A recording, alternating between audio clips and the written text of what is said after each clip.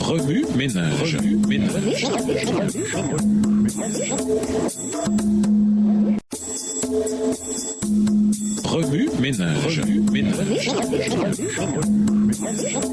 Bienvenue dans votre émission. Remue ménage. Nous voilà à la leçon 8. Sexualité conjugale et différence. Lisons Genèse 1, les versets 26 à 28. Genèse 1, les versets 26 à 28. Puis Dieu dit, faisons l'homme à notre image selon notre ressemblance, qu'il domine sur les poissons de la mer, sur les oiseaux du ciel, sur le bétail, sur toute la terre et sur tous les reptiles qui rampent sur la terre. Dieu créa l'homme à son image et il le créa à l'image de Dieu. Il créa l'homme et la femme. Dieu les bénit et Dieu leur dit, soyez féconds, multipliez, remplissez la terre et l'assujettissez et dominez sur les poissons de la mer, sur les oiseaux du ciel et sur tout animal qui se meut sur la terre. Introduire, définir les termes. Certaines cultures considèrent les femmes comme étant fragiles et ayant besoin d'être constamment protégées des éléments, tandis que d'autres les considèrent comme des porteuses de fardeaux devant supporter toutes les charges, physiques ou autres. Les hommes peuvent être considérés comme dignes de toute déférence simplement parce qu'ils sont des hommes, ou dans d'autres contextes comme des participants fortuits au processus de reproduction. Dans une culture qui considère les rôles du genre d'une certaine manière, il n'est pas rare de considérer une alternative comme étant moralement repoussante. À la lumière de ces variations dans les définitions du genre, on a appelé cela une construction sociale, ce qui implique qu'une société est donc libre de redéfinir les rôles des genres. Et pourquoi pas? Si suffisamment d'individus dans une société décident que les femmes ne sont pas l'équivalent des enfants et que par conséquent elles ont la capacité de prendre des décisions politiques, pourquoi leur accorderait-on pas alors le rôle de membres votants de la société? Mais quelle est la position de la Bible dans tout ça? Serait-elle muette sur la question du genre? Tout d'abord, quelques définitions aideront à faciliter cette conversation. À un niveau biologique, la plupart des gens naissent soit de sexe masculin, soit de sexe féminin. On peut parler de sexe biologique d'une personne. La désignation binaire du sexe biologique est en accord avec le récit de la création de Genèse 1, verset 27. Cependant, comme le péché a entaché la création, il y a maintenant des aberrations par rapport au dessein original de Dieu. Et certaines personnes, environ 1 à 2% aux États-Unis, naissent intersexuées au niveau anatomique ou génétique. L'intersexualité est un sujet difficile, mais quoi qu'il en soit, elle présuppose un sexe masculin et un sexe féminin. C'est pourquoi, pour les besoins de ce guide d'études, nous nous en tiendrons au sexe biologique binaire. Vient ensuite le concept de genre, qui est lié au sexe biologique. Une partie du défi à relever lorsqu'on parle de genre, c'est l'amalgame des rôles de genre, avec les attributs de genre qui en découlent, et de l'identité du genre. Les rôles de genre font référence à la façon dont une société définit les comportements associés à chaque sexe biologique. Ainsi, un homme en tant que protecteur serait un rôle, et une femme en tant qu'éducatrice serait aussi un rôle. Ce que l'on appelle l'identité de genre se rapporte au fait de savoir si un individu se considère comme s'alignant sur la définition que la société donne de son rôle de genre. Par exemple, une personne qui est biologiquement une femme peut décider qu'elle s'identifie davantage au rôle de protecteur qu'à celui d'éducatrice et peut donc s'identifier en tant qu'homme par le genre, bien que biologiquement femme. Il est évident que nous ne pouvons pas aborder les rôles et l'identité de genre dans cette seule leçon. Il y a tout simplement trop de questions à considérer. Cependant, puisque nous avons défini l'identité de genre comme étant la façon dont une personne se rapporte aux définitions de genre qu'une société a adoptées, nous laisserons de côté la discussion sur l'identité de genre dans cette étude. Nous nous focaliserons plutôt sur les rôles et les attributs de genre qui accompagnent les désignations biologiques binaires du sexe créé par Dieu. Même dans ce cas, nous n'avons pas l'intention de présenter une définition complète des rôles de genre dans les Écritures, mais simplement de jeter les bases d'une réflexion et d'une étude plus approfondie. Dans la Bible, Dieu présente les archétypes du mâle et de la femelle pour révéler d'abord son propre caractère et ensuite pour fournir des principes qui guident les citoyens de son royaume. Nous pouvons trouver dans les Écritures, non pas d'une manière dictatoriale, mais dans les grandes lignes, les principes de genre pour les deux sexes biologiques créés par Dieu.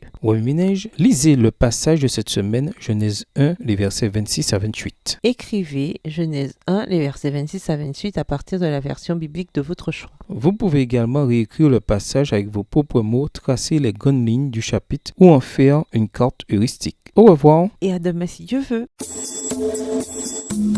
Remue ménage. Remue ménage.